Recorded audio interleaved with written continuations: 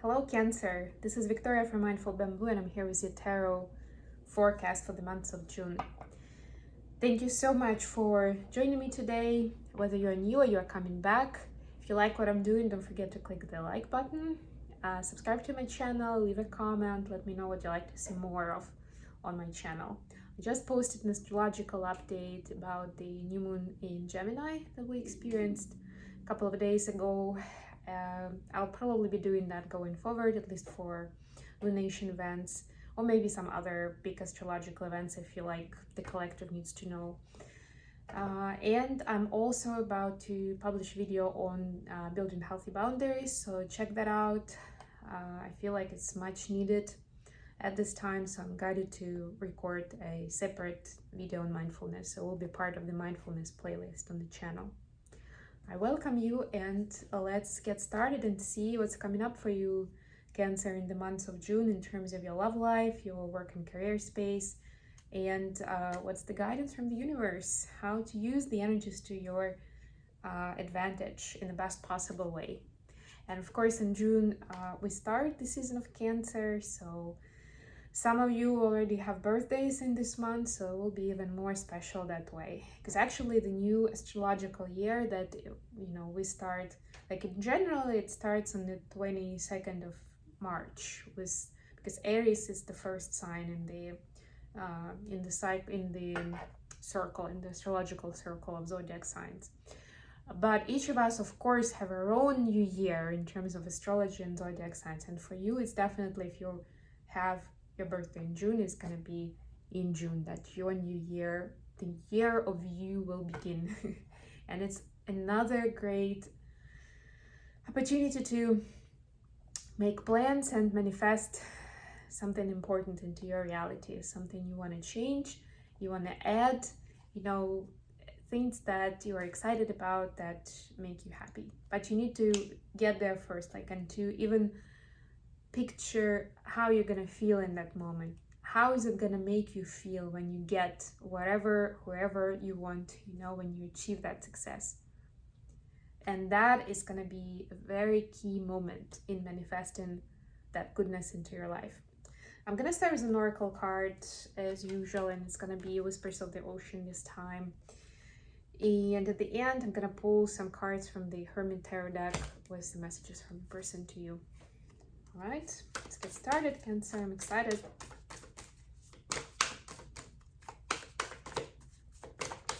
Of course, if you're interested in a personal reading or a coaching session, do not hesitate to reach out. There is some information about the services I provide in the description box below. And you can always send me an email and I will respond to any questions you have. And if this message doesn't resonate for you, you may want to check your other major placements, readings for those placements, Sun, Moon, Rising, or Venus. For example, I usually check Cancer readings because my moon is in Cancer, and they resonate a lot. So you've got the card Clearing the Axis. Ooh, I love this. I love this.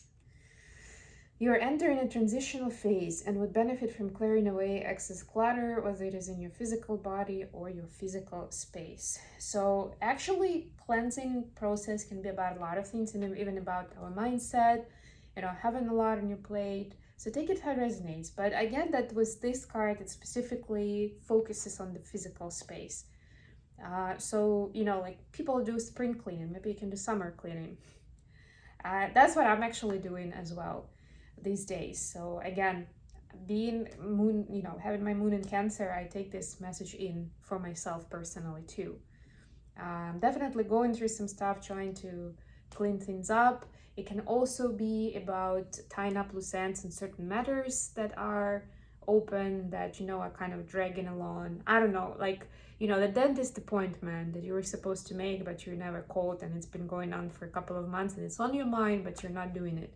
Or even a financial matter that needs to be closed out, and even if it's in your favor, you're not doing it because you don't want to get yourself into those kind of things. They keep eating off your energy, really, even if they are small. Better drop off those burdens. And of course, it can be literally about clearing the space around you, getting rid of old clothes or clothes that you don't wear, some furniture, you know, any way you can, because as you clear new space, you're opening up more opportunities for, like, you're welcoming something new into your reality automatically just by doing that. All right, let's see what we have in this tarot.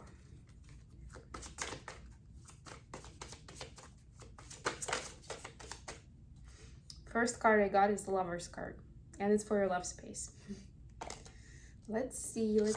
So you could be dealing with a Gemini. 6 of Swords, 7 of Swords. Wow. For your workspace, 6 of Cups, the Devil, Queen of Cups. Interesting. Could be dealing with Capricorn. Advice, 8 of Swords, Hermit, King of Pentacles. Could be dealing with a Virgo. Bottom of the deck, 4 of Pentacles. Yeah, you're setting yourself up for that success. You're kind of like collecting the riches. You're like, if we take it a bit more figurative, it could be like having some backup plans. So for instance, you have a strategy plan and you're like, okay, and if that doesn't work, you know, I have some savings to fall back on, or I can also do this. It's not as good, but it's still gonna work, and that's gonna be my, you know, that's gonna make you feel more safe. So that sort of idea. We'll see more in the reading now how much of a good idea it is, but that's what I see as an underlying energy. You're trying to bring in more that safety net into whatever your adventure you're embarking on in the month of June. And speaking of embarking on adventure, we have 6 of Swords here. We have also the Lover's card. The Lover's card is about choosing love. So what I'm getting here is that you really wish to take some risks in your love life. Maybe for some of you it's because it's been a little bit mundane and you're not sure if that's the person you want to stay with. For some of you, you just feel guided to do something ridiculous, I'm hearing. I don't know, is that the right word?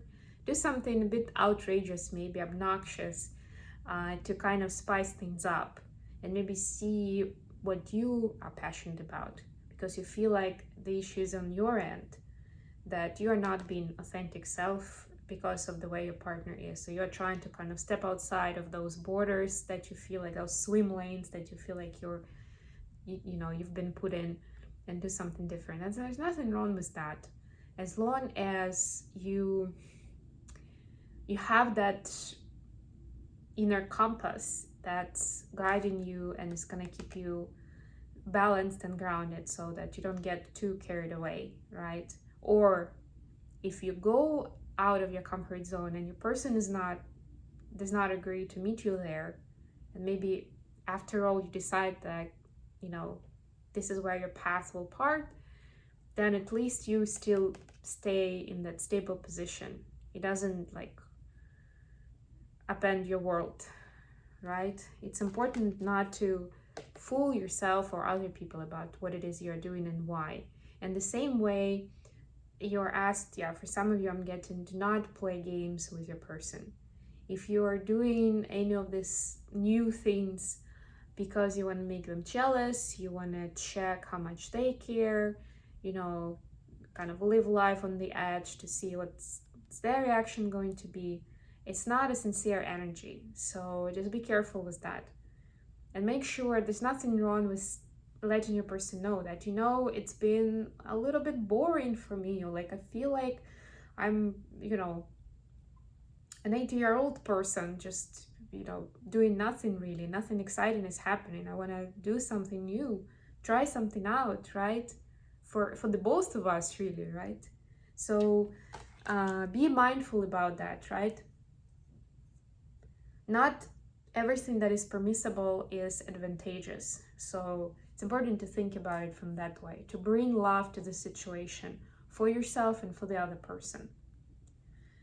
If you feel like that adventure is not going to be good for them, or it's going to put them into opposite of a loving space, then maybe just do it by yourself. You don't have to do everything together. Maybe that's where this growth spurt is going to occur in your relationship, where you actually individuate a little bit from each other, and you have those hobbies or passions that you can do on your own, and feel free and not feel guilty that the other person is not around, that you're just doing something for yourself and not including them into the adventure. For your career space, we have Six of Cups, we have the Devil, and we have Queen of Cups. So for some of you, you may be working with someone you've known for a while or used to know a long time ago, and they're coming back, and you have some suspicion about them, and you may be right? Like, you're not, look at this Queen of Cups, she's closing her cup. She doesn't want to share that love easily, right? Because there's something toxic in the air, something doesn't feel right. So be mindful of your senses, of your intuition. If it feels wrong, maybe there is something wrong. There's nothing wrong with, even if you're supposed to work closely with this someone, there's nothing wrong with keeping your distance, and again, building healthy boundaries and not have this person take advantage of you. It seems like you've been burned before, and you're now like in this more mature energy. You're looking at it like, I'm not sure if I can trust you. That sort of energy, that's what I'm getting. Which is fine. Just keep checking yourself again if you are staying in that balanced and grounded energy, so that you're fair to everyone, that you're not too judgmental to this person, but at the same time, you're allowed to keep your distance and see how it goes.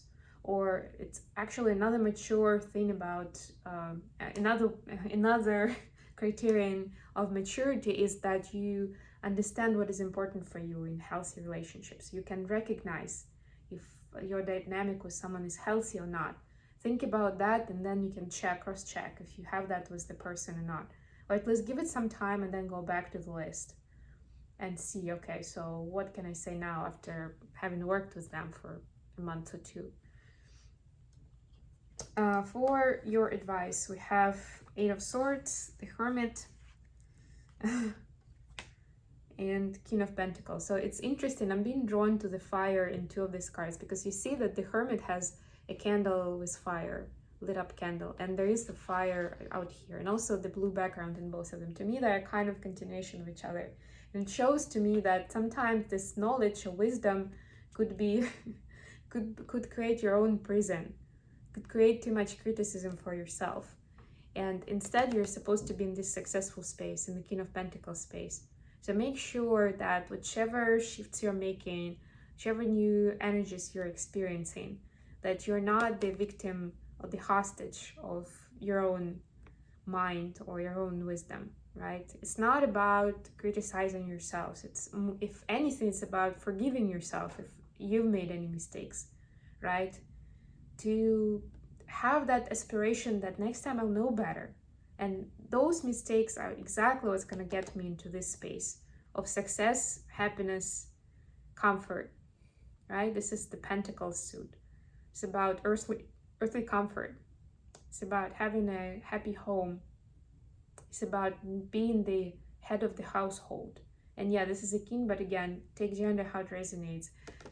King, like the masculine energy, is just more about that, I know what I'm worth, and I know how to handle people around me so that they respect me for what I am, right?